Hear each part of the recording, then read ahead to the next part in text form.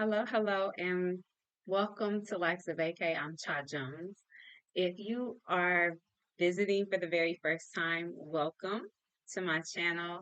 I am a expat living in Kuala Lumpur, Malaysia. I'm also an expat coach and a lifestyle consultant who works with individuals who want to create a softer life. Today, I want to talk about my life as a single mom. For those of you who watch me, sometimes you may see in the background my son, who is 5 years old, who is also a traveler. He's been to 11 countries now, and he loves his life living abroad. But to get here, I had to make some very hard decisions. And I've told some parts of this story before. So if you've watched some of my YouTubes, you know that I lived in Mexico prior to living in Malaysia. And I basically moved to Malaysia um, last year in 2024. But prior to, I was living in Mexico and I have been living there for 3.5 years. Um, and I moved there when my son was 15 months. So if you haven't heard the story, I'm going to give it to you briefly. The backdrop is that I was living in DC, outside of DC in Alexandria, Virginia, and I had this little boy, and I wasn't happy. Um, Hence, is probably why I do a lot of soft life work now, is because at that particular point, um, I was a stay-at-home mom, and I I wanted to be a stay-at-home mom, prior to having a child. But so much was happening because COVID came into play. Had him in August, and then basically 6, 7 months later, COVID hit, and then we were stuck in the house, and then we weren't. And I never remember COVID as everybody else remembers it because my life didn't really change. I was already in a house with a baby, and so it was just like a continuance of that, and it was life as I knew it at that moment. But in my relationship, it it had already started to diminish while I was pregnant, but I was very clear and I thought I was setting boundaries saying, listen, I don't want this in my life. So if we're going to continue, then I need these things to shift, right? And so after I had my son, certain things shifted, but in totality, it wasn't something that I wanted to endure for the long term. And so I made some very hard decisions. And I thought that they would shift and change once people see that you're serious about what you're doing. And I'm not one to, if I tell you I'm gonna do something, you can rest assured it's gonna be done. It may not be done tomorrow. It may not be done next week. But guess what? I'm working on it. I'm working towards whatever it is I said I was gonna do. So with all of that, I made a very hard decision. I went to Mexico on vacation and I just kept thinking, looking around like, I could do this. I could live here. Like, I could do this. But I didn't know how that was going to happen. But I planted the seed. And that's the first thing that you have to do if you're going to manifest anything, is you have to be clear about what it is that you want to manifest. So once I put the seed out there, like, listen, I can do this. I don't know how. And you don't have to know the how. You just have to know what you want. And I just kept thinking about it. Like, I can do this. And I went home and I put it out there, like, this is what I would like to do. And that became a whole nother problem because he could not see moving anywhere beyond Virginia. And I was like, hey. So I made some more decisions and I just started looking at different places in Mexico. And then I found Merida by way of a friend that I had met in Korea. And she said that her and her family was going to go to Merida to see. And so we met up during their scouting tour. I brought my son with me and I looked around. I stayed there for a week and I made a decision. I'm moving here. I went home and I packed my bags and like my lease was up. That was I think it was the end of February, the beginning of March. And my lease ended in May, and so I went home and I started putting everything together. I started selling things. I started reevaluating like what needed to do this and what needed to do that and how could this happen. And I put, bags together. And by the time my lease was up, I left. I left on Mother's Day of 2021. So my why, and I think you have to be clear when you are thinking about moving abroad, particularly as a single mom or mother, or even if you're thinking about, relocating with your spouse, what's your why? What's the decision to move abroad? And mine at that time was safety. Um, you know, again, we were in the middle of the pandemic, George Floyd, all these other Black Lives Matter, all these other things. And I remember when I was pregnant and I was at work and I found out, like, I accidentally found out the gender of my child. I didn't anticipate it. It just popped up on my screen. And I was livid. I cried for like 8 hours because I didn't want a son. I wanted a daughter. And it wasn't because of gender. It was because of all the stuff that was going on in the world. And I was like, I don't want to bring a little brown boy into this world that's going to have to deal with these things. So as I was continuously thinking about moving abroad, I had already lived abroad. I had lived in Korea for 3.5 years. So living abroad wasn't new to me. But now I was a mother. I was then going to be a single mother leaving a relationship. And now, and I was a stay at home mom. And so now I'm going to have to fend for myself, fend for my child, and be in a foreign country where I didn't necessarily speak the language, right? And so I had to think about the fears. I had to think about my situation financially, emotionally, my lifestyle, and I had to make some decisions. And that is extremely important. So at the forefront of my decision for being a single mom living abroad, I had to ask myself these questions like, what's my real decision to move abroad? And at the time, I was still wanting to work on my relationship and it hadn't completely dissolved. However, I had to be realistic about if this person didn't make the necessary changes and we didn't change together, then this relationship wasn't going to work. And I was willing to be a single mom and move forward. And so my decision at that particular point was where's the best place for me to be safe and to raise my child and to have the needs of my child met. And so moving to Mexico, being in one of the safest cities in the world was a great landing pad. Um, so let me shift to like I've lived in a place where I had a nanny, I had a housekeeper, I had a community of people to support me. I even had a surrogate grandmother. Now my son, she did no, not surrogate grandmother, auntie. So he changed that title on himself. I had a surrogate family member that stood in the gap um, and helped me and became, an extended part of my family. To moving abroad in a foreign country halfway across the world has been challenging. So let me just go ahead and keep that real with you. Like moving when you are so far away from friends and family and you start thinking about the things you need to do or you're in the midst of building community, it's totally different than having a built-in community from the beginning.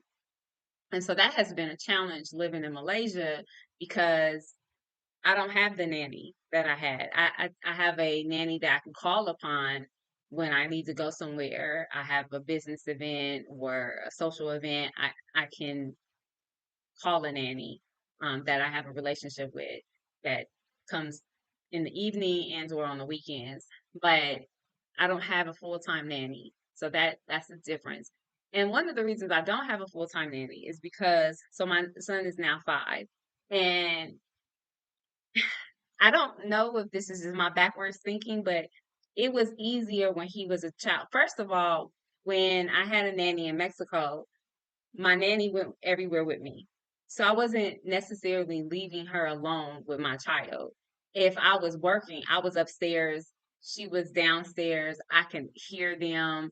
I told her to speak to him in Spanish, and he always answered in English. But um, so she was very close to me, and I had gotten to know her, and I had knew her over time.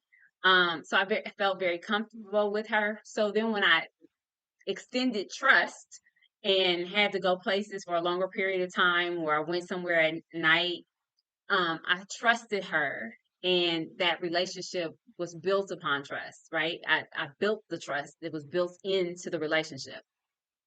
Versus now, so my son is 5, and for some reason I'm like, listen, I don't know these people, and I'm too far to like, and the city is too big for me to like try to figure out who you are, and I don't really have that kind of time and energy.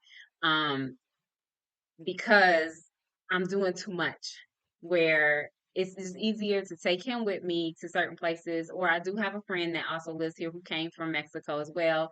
She can fill in sometimes, but I don't even feel comfortable getting a nanny, a full-time nanny. I don't know what that is. Um, it's probably because I've seen too many movies that, and before I got here, we watched I think it's called The Expat, and the nanny was frivolous and in Hong Kong, and the child got taken, or she lost the child. So I don't know. It's probably just me, but you have to think about those things. And I think even though now he can talk and he can tell me stuff, I don't want the after effects of something happening. I want to be in the know, and so yeah. Anyways, that's my thing. But those are things you have to consider, especially being a single mom, being halfway across the world, not having a true social and community situation where you can depend on people. Um, and then when I went to start thinking about school, I couldn't do it either. I, I just I just couldn't send my child to school. I, I just didn't feel comfortable. I had been homeschooling him, so I just continued to homeschool him. And that was just another choice. Because I felt like kindergarten to me was like $10,000. And I was like, I'm not spending $10,000 to send somebody to kindergarten. I had sent him to school in Mexico when he turned 3, and he went to school from 8 o'clock a.m. to like 3:30. It was a long day for a 3-year-old, and he would be exhausted when he got home. But the school was literally, I could take 15 steps and be at the school from my gate. So I don't know. I just felt more comfortable. But those are things that you need to think about, like how comfortable are you finding school? Um, are you going to send them to a local school? And even local school in Malaysia is going to cost you. So, like childcare, schooling, international schools, how much how much is it going to cost you? Private schools and international schools aren't even private schools, but you think about how much it's costing you to send the person to school. Financially, you need to set aside those fundings.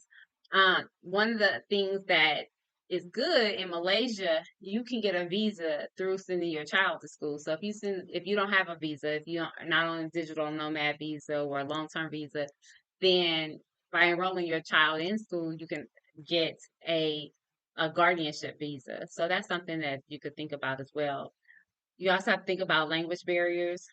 Um, Both here in Malaysia and in Mexico, it wasn't really an issue because there was enough people that spoke English, and in the school that he went to in Mexico, they taught they taught Mayan, Spanish, and English. So he was learning 3 different languages at one time. Um, you also want to think about like extracurricular activities. Here, he has been in swimming. He was in swimming in Mexico. So just different things like that. I've also taken him to soccer, art school, and all of that adds up. So art school was like kind of expensive, and I was like, wait, how much? like, all right, he's 4. He was 4 at the time. I was like, wait a minute. So just think about those things because those all are important things to question and think about, especially as a single parent. The other thing I would say is extremely important is your community, your support system. Um, this doesn't matter if you're a single parent or a family. You always need support system, an extended family. And that is the one thing that I miss about Mexico because I had extended family. I had a social network. I also had just a community of women that we kind of worked together and we were raising our children together. And although one of those ladies still here with me, we have 2 different tracks that we're on. And so we're not always on, doing the same thing. We're both entrepreneurs. Her child has a different set of needs than my child. And so her child is going to a different school or to a school. My child is not. And so we don't live in the same area. Whereas even though in Mexico we didn't live in the same area, but we lived not that far from each other. And so even here, it's not that far. It's just our lives are kind of set up differently. I'm into a lot of social things. I'm the events director for the American Association of Malaysia. And so I do a lot of different events. I'm out in the public, you know, with my introvert self. So it's funny, but I try to stay busy and try to network and connect and, be in the know. And that is a challenge because I see the need for community. I need a break sometimes. And oftentimes I'm taking a child with me to an event and or leaving them with a nanny. And there are days that it's just me and him from sun up to sundown. And it's difficult sometimes to schedule like, okay, let's sit down, you do your reading, you do the math, we do problem solving, we play games. Then I think about, okay, I have clients, doing a YouTube channel, I have to have content, I have to uh write things. It's a lot. And all of that going in from sun up to sundown. And my son likes to wake up at 7 a.m. I don't often get done with all the stuff that I need. Like if I'm meeting with a client in America, that I'm right now, I am 13 hours ahead of East Coast. Don't have me meet somebody in Central or Mountain Time or Pacific Time, right? So I don't go to bed sometimes until 3 or 4 o'clock in the morning. Then he wakes up like everybody needs to wake up at 7 a.m. That is a standard, right? So I say all that to say that it is extremely important to have a built-in support system to find friends in the community. And when I first got to Malaysia, there was no Black community. Um, there was expat communities, but we came from Mexico where we had a Black community of people who were doing things together, having festivals together, having cookouts together, having dinners together, to a place where there was nothing like that, unless you went into the mainstream expat communities, which there's nothing wrong with that. And I am part of some of the mainstream expat communities. But having that sense of gatherness with people who look like me wasn't there anymore. And so I took it upon myself to create that. So right now I have an organization or group of people on Facebook called Brothers and Sisters of Kuala Lumpur. If you are in Kuala Lumpur or traveling through Kuala Lumpur, please join us. Uh, you just have to be a brown person, and you don't necessarily have to live in Kuala Lumpur. There are a lot of people who travel through, they stop through, and if we have events, they join the events. But that is what allowed me to thrive in Mexico. I had to adjust in Malaysia. And that's one of the things that I found to be very difficult about my adjustment to Malaysia is the fact that I didn't have the necessary community, the friendships. I now have those because I created that and I was very adamant about creating that. And I continue to advocate and create that for other people who are uh, African American or African descent, so that you have just because it's necessary. But that's a whole nother story.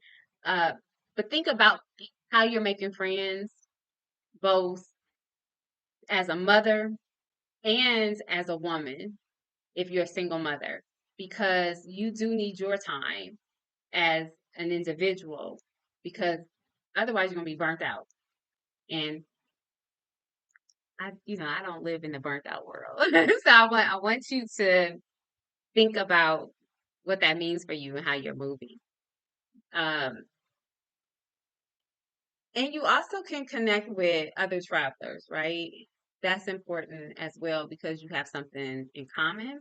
And there's also online communities. And then you also have to think about how you're connecting and relating back to the people at home. So we miss a lot because I have a sister who's pregnant. I have a sister who just had a baby. And I have a nephew who is young. I have other siblings and you miss all that connectivity. I've missed funerals and things like that. So you have to really think about that. And having a built-in support system helps you through those moments where you're lonely or you just feel discombobulated and disconnected. And so think about that. The other thing is when raising your children, you are doing it differently. And sometimes you come under attack because maybe your family doesn't agree with how you're raising your children.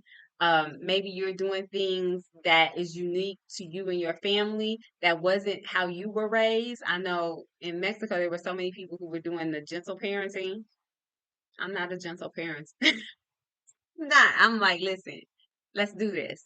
Um, so you just really have to think about the benefits of raising your child alone out in the world where you pick up family members as you travel. And, I have extended family all around the world. So I don't really, you know, worry about how the status quo is doing. I'm creating my own status and my own quo.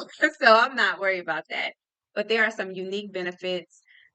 Your children are learning different languages, diversity, perspectives, cultures. So that is important to me. Uh, but there are times where you have to like find the balance in cultural activities and things like that, or customs that you create yourself. Like I'm not big into holidays and things like that. However, I'm really big on creating my own holidays and creating my own things that make me happy and introduce my child to certain customs and things like that. So like Chinese New Year's coming up, he'll learn about Chinese New Year's. That's not necessarily something that's big in America. My son has never really lived in America. He left when he was 15 months old. He has gone to America, spent time with his father, but he's very clear. That's America. I live in Malaysia.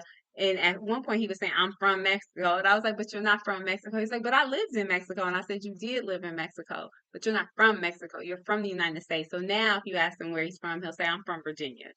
And so those type of things are some things that like it just depends on how old your children are as well. So just that balancing act is going to be important. But also encouraging adaptability, and your children are more resilient, I think, being able to adapt to different environments, especially if you do it while they're young. When they're older, it's difficult a little bit because especially if you're moving often, unless you have like a stable place where you've been in this place for the last 5 years, they had opportunity to grow up in this area and have connectivity and bonds that they'll have throughout their life versus if they're moving consistently, right? So you just have to think about those things. Another thing I think is imperative is to think about, are you thriving where you are or are you just surviving? And so one of the biggest things about people, particularly single moms leaving the US, is that they don't have the opportunity to thrive. You can't afford, oftentimes you can't afford a nanny, a housekeeper, all these things that will make your life easier as a single mom, because oftentimes you're a single mom and you're wearing two hats, daddy and mommy, and oftentimes you don't have that extra assistance, and so moving abroad may give you that opportunity to have help, to build community and have relationships with other women who are maybe single mothers as well, or maybe a family that you have just grown um, to be in a collective with. And so you're helping each other, whereas that often doesn't happen in the US. You may have family members that you may be able to pull upon, but oftentimes, even, when I lived in the US, my family didn't live anywhere near me. I lived in outside the DC in Virginia. My closest family member was in Tennessee. So you just have to think about, like, how am I going to grow personally and professionally since moving abroad or while moving abroad? What brings me joy? And how can I discover self in being a mother? And how can I bring great educational opportunities to my child living abroad? So those are some of the things that I had to really think about. And then the other thing I had to really ask myself is, how is living abroad enhancing my connectivity with my child? Because I get an opportunity that a lot of moms don't get, whether they have a spouse or not. I'm with my child. I am active in his life on a day-to-day basis. I'm with him 24 hours, 7 days a week, 365 days a year. And so we have a great bond. I'm showing him the world. We travel together. We, he has learned all kinds of different ways to travel. He's been traveling since he was 2 months old. So just to see him grow in that aspect is amazing. But to also see how he interacts, like now that he's 5, he has a globe. He looks at the globe. For his New Year's intentions, he told me he intended to go to Brazil. I guess I intend to have to pay for that. So so he looks at the map, he can tell you, okay, Taiwan is over here, or Indonesia. Do you know what Indonesia is known for? Things like that. So we have great conversations because we have a way to bond and connect. And I think that's one of the biggest blessings as a single mom traveling with a child, especially a young child. So I think those are the biggest highlights and the things that I think are important that you have to ask yourself, as well as things that you discover being a single mom traveling. Now, I want to stop here and just say that my advice to any single mom is, number one, pick a place that you feel comfortable in, that you as a woman would be safe by yourself and with your child. Um, think about how you're going to connect back to your family. If that's how, if you're estranged from your family, that's a whole nother thing. But giving your child the time to connect to their other family members is important. Also, thinking about exit plans, um, safety, exit plans, traveling, and just being precautious. Before I came to Malaysia, I got these dog tags that have my information on it, have his information and my emergency contact, things like that. Think about strategies. If you have to leave a country, if there's an emergency, those are things you would have to think about if it was just you or if you had a spouse. But as a single mom, I think it's extremely important that you put that on the forefront of your thoughts about how you're moving. Make sure you have travel insurance. Make sure you have resources and that you do all your due diligence, because it's not just you. You're also traveling with children and or a child. Um, think about some of the lessons that you can be teaching your child or children as you maneuver through whatever country you're in. But more importantly, let me stop and also say this. I commend you. If you are on the brink of trying to research or think about being a single mom, step into your desires, create a plan, and move forward. You have one shot, one life, live it, right? So if you are a single mom and you're doing this, and maybe you just started off doing this, and maybe you haven't built your community will come, commend you. It is hard being a single mom. Sometimes you feel like you're not seen, you feel like you're not heard, you feel like you don't have the right community, you're not in the right place. Your children can be frustrating. Sometimes they take, advantage of you. Sometimes they disregard you. But I want you to know that mother to mother, I see you, I hear you, I feel you, and you are doing a great job, no matter where you are. If you're still in the States, trying to figure it out. If you're already on your traveling journey and you're still trying to figure it out, no matter where you are in this journey, you're doing a great job.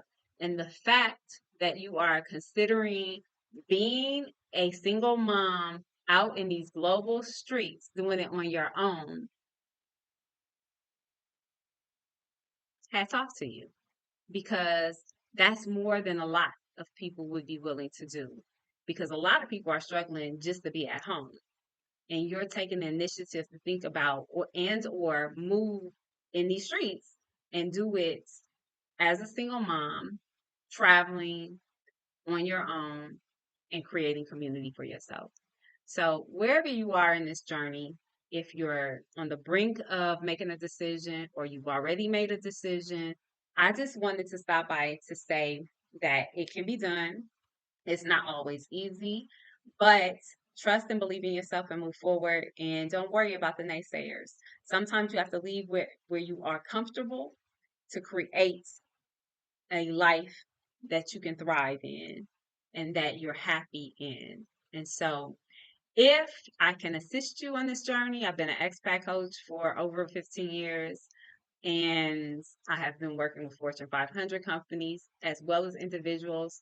I specialize in helping create softer lives. And if there's nobody, if there's anybody who needs a softer life, there are single moms. And so I'm here to assist you as much as I possibly can. You can reach out to me. My contact information is in the description. And that is what I have to say about my being a single mom, living abroad, some of the lessons I've learned, some of the things that I think are important. So I hope that this was something that could assist you on your journey. If it is and you have a comment, please come into my community. I'm putting blog information into my community tab as well as connecting with other people. So please drop me a comment. I will definitely respond to your comment. If you have a question, I will definitely answer it. If you have a comment, I will definitely engage. But please like, share, and subscribe to this video if this content is a resource for you. Until next time, I'm Cha Jones. Please remember this. You have one life. Don't live it for other people.